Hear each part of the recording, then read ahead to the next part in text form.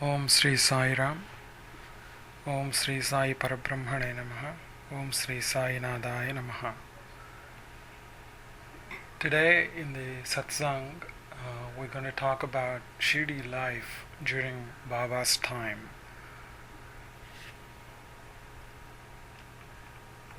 Shirdi is considered to be at the banks of the Godavari river. The avidya, or sometimes we call agnana, or the darkness, is destroyed when somebody is at the holy banks of the Godavari, or when they feel the cool breezes of the Godavari. The sanctity of the river Godavari is renowned all over the world. There are many holy places on the banks of the river whose waters wash away the sins. Drinking that water and bathing in the river kind of cures all the illnesses of the worldly existence.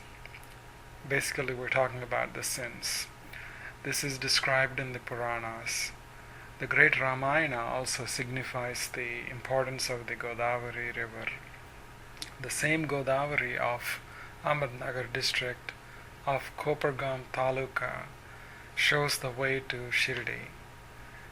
And Shirdi is kind of near to Kopargam, and as you cross over to the opposite bank of the Godavari, at about like 6 miles as you enter Niyangam, Shirdi is immediately within the site. These areas around the Shirdi have been a gift to mankind because of some of the great godmen who were either born there or moved around. Some examples that we know of: Nivritti, Gnanadev, Muktabai, Namadev, Janabai, Gora Kambar, Tukaram, Narahari, Narsibai, Mehta, Sajan Kasai, and Savta. Sri Samartha Ramadas, the foremost of the saints, left the banks of Godavari and appeared on the banks of the Krishna for the deliverance of the world. So, what to say about Sai and why he chose this place to do his work and his leelas? He talked about his Gurusthan under the neem tree. And if we all remember, he also talked about Dwarka Mai being the holy place to so many godmen. So with all this greatness and purity it enshrines, people are blessed to even put their feet in Shirdi. Baba predicted that hundreds and thousands of people will flock to this small village and big buildings will rise. At that time,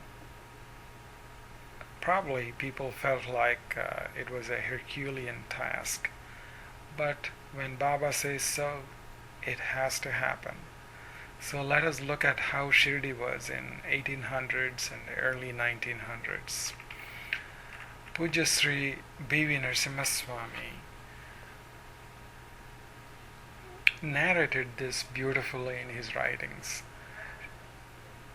And he said that Shirdi was an obscure hamlet of the Ahmednagar district in the Bombay Presidency, that even in the district, Shirdi's name was not well known.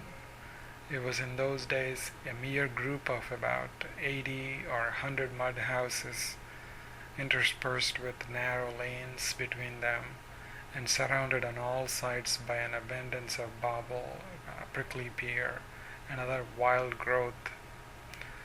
There was hardly a single respectable building fit for occupation by any gentleman visiting it from the town.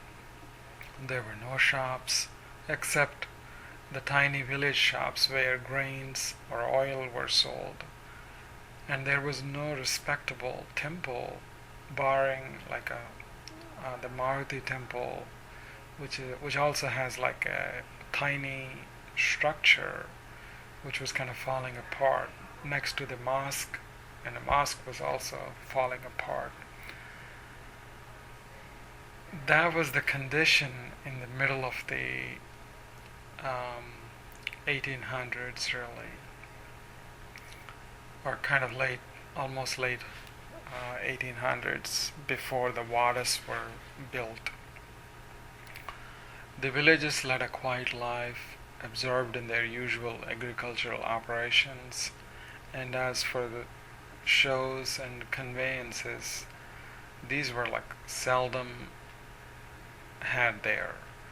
And a village fair was the grandest sight and a comfort for the villagers. It's like a fair. If once a Tanga came into the village children and elders would stare at I mean, because it was a rarity even to a Tanga to come to Shirdi. This was because it was but a hamlet of the main village, Rahata, which is 3 miles away. Even Rahata is a place of very little importance, known only to those who are accustomed to the road map or to constant travel on roads. But the distance of 3 miles from Rahata was sufficient to keep the Shirdi people humble and contented with their lot. And the place was so wretchedly poor that very little income or none one could pull on with their life.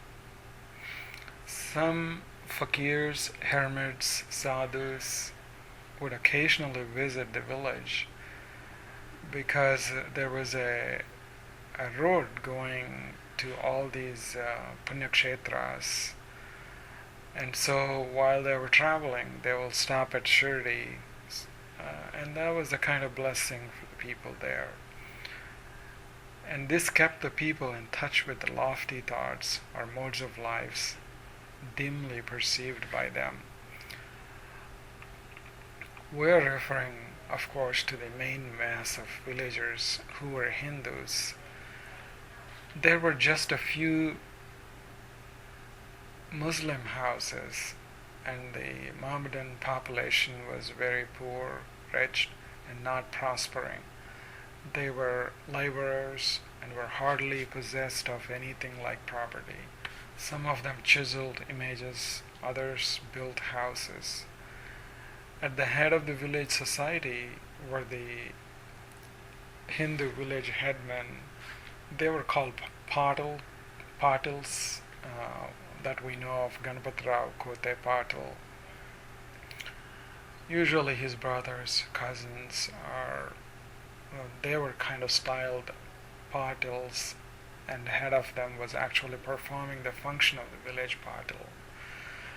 There were no roads, no street lighting, and no public comforts.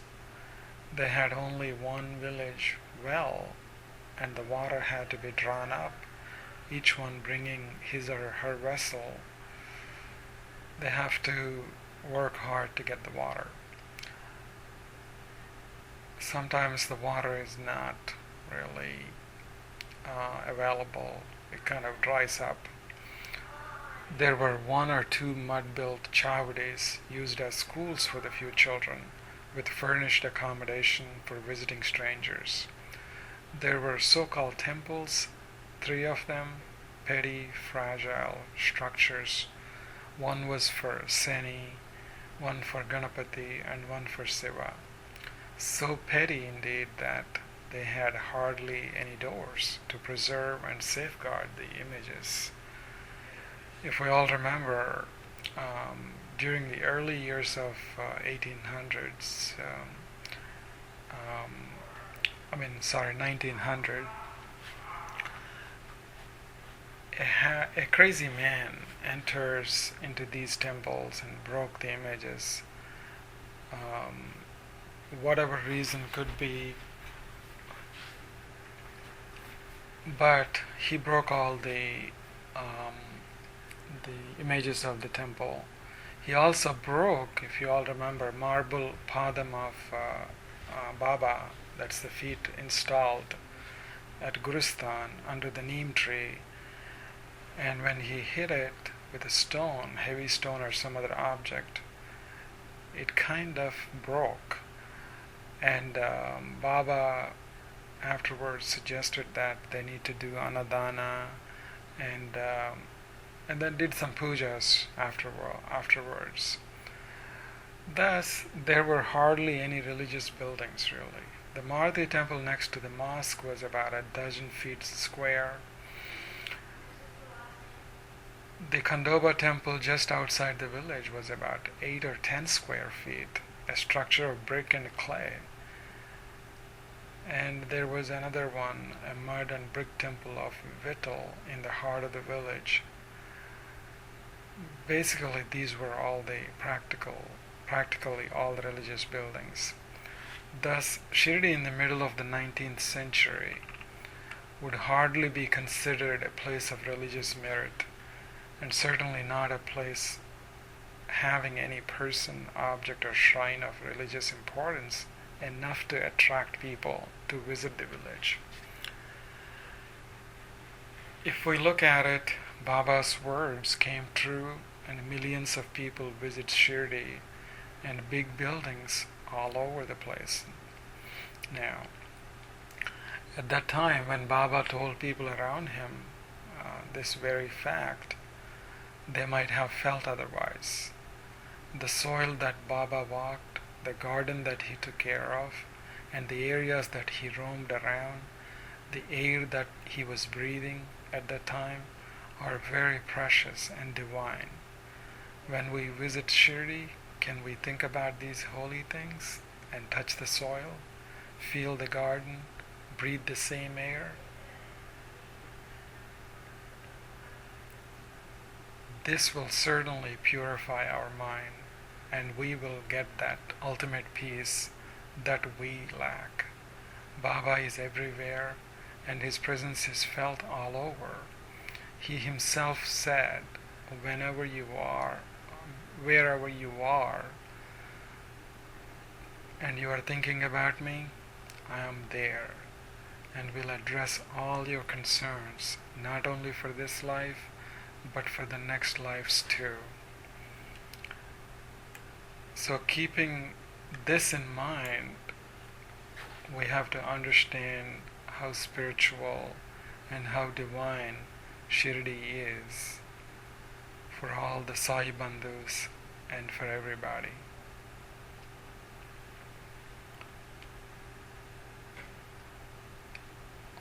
Om Sri Sai Nadhaya Namaha. Om Sri Sai Parabrahmane Namaha. Om Sai Ram. Sri Sachidananda Sadguru Sainath Maharaj Ki Jai.